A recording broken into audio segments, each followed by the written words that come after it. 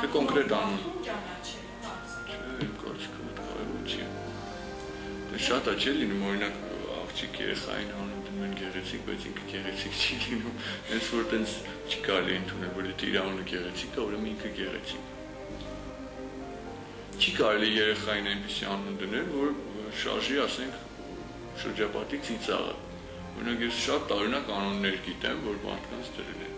բայց միշտ օրինակը բերում, ասում են բարձրանքերները, որ կան պատոնի տակ կանգնեն, ասենք իր անունով գորան, ասեն արի ֆուտբոլ խաղալու։ Շատ տարօրինակ կան, չի էլի։ Պետք է երեխին սովորական ընդունված անուններ դնել, լավ կլինի այցի անուն, եթե դա կապված չի, ասենք, պապիկի համար կամ ծնողի հետ։ Ընդունում եմ, գիտեք ինչու, որովհետև համարում եմ, որ դա ծնողին շնորհակալություն հայտնելու ձևերից մեկն է, որովհետև մենք ասպիրանտուրան մի դասախոս ունեինք, փիլիսոփայության պրոֆեսոր էր, շատ լավ մարդ էր, որ իր դասախոսություններին բոլորը քարոզությամբ լսում էին։ Ինքն ասում էր, որ մարդը իր շարունակությունը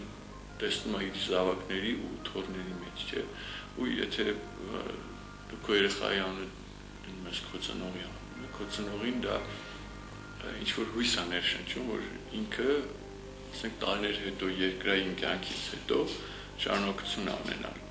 Իմ կարծիքով դա ծնողին շնորհակալություն հայտնելու եզակի ձևերից մեկն է, փոքրիկ։ Իմ կարծիքով հնարավոր չի լինեն երկու մարդիկ, ովքեր ունենան նույն ճակատագիրը։ Կլինեն էպիզոդներ, որոնք կկրկնվեն, բայց բացարձակ արժեքով դա իմ կարծիքով հնարավոր չի լինի։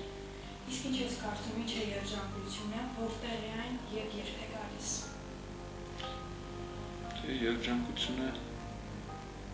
իմ կարծիքով էլի բացարձակ չի լինում։ Ընդհանրապես իմ սիրած գիտնականը Էյնշտեյնն է, ու իր հարաբերական տեսությունը ես ընդունում եմ, որ ամեն ինչ հարաբերական է։ Ինձ համար կյանքում դա հիմնական սկզբունքներից մեկն է։ Բացարձակ երջանկություն ես չեմ պատկերացնում։ Երջանկությունը ինչ-որ պահերի հանրագումար է կյանքի ապրած։ Ուղղակի պետք է այնպես անել, որ այդ պահերը մի քիչ հաճախ լինեն, որ մարդ իրեն երջանիկ զգա։ Եթե ունես լավ ընտանիք, եթե ունես լավ ընկերներ, եթե դու զբաղվում ես սիրած աշխատանքով, ինձ թվում է դա այն հիմքն է, որի վրա կարելի է ինչ-որ բաներ ավելացնել ու համարել, որ մի որոշակի ժամանակահատվածում մարդը երջանիկ է, բայց ես գիտեմ, որ դրան կհաջորդի մի փուլ, որ մարդը ինքը այդպես չի կարծի, ցավոք սրտի այդպես է, դա կյանքից է։ Կանանց մեջ ձեզ ավելի շատ ինչն է հետաքրքրում։ Լսելու ունակությունը։ Իսկ մեկին առաջինը պետք է լսի, հետո նոր որոշումներ կայացնի, որտեղ կյանքում շատ կանայք էմոցիաների վրա որոշում ներկայացնում, բայց ինձ համար շատ կարևոր է նույն այդ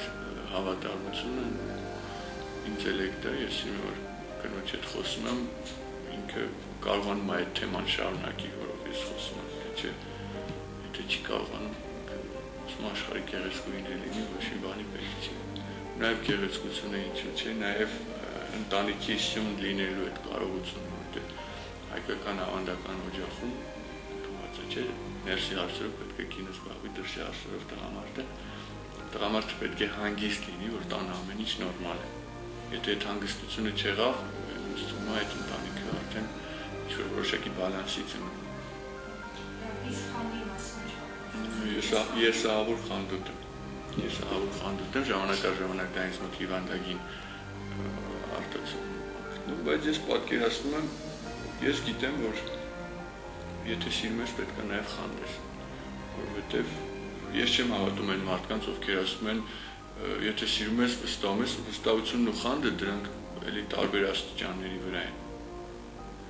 Բայց եթե ես չեմ պատկերացնում մարդ, որ չխանդի, եթե ինչ-որ մեկը ասում է, որ ես բացարձակապես չեմ խանդում, ես իրան չեմ հավատում, ինքը կամ չափազանցնում է ինչ-որ բան, կամ ստում։ Ես դա չեմ պատկերացնում։ Ես ինքս խանդոտ եմ, աշխատում եմ այնպես անել, որ դա ուրիշներին վնաս չհասցնի շրջապատին։ Ինձ թվում է դա նորմալ է։ Իմ մոտ ես գիտեմ դա ծայրահեղ աստիճանի է հասնում, փորձում եմ դա կառավարեմ, բայց զգացմունքային ես։ Զգացմունքային եմ շատ։ ինչ տպավորություն ստացար այն 10 հարցերից, որոնք ես քեզ։ Նորմալ, ասենք առանձնահատուկ ոչի բան չկար ու թե վատ, թե ասենք շատ լավ տպավորություն ստաց, ամեն ինչ նորմալ գործնական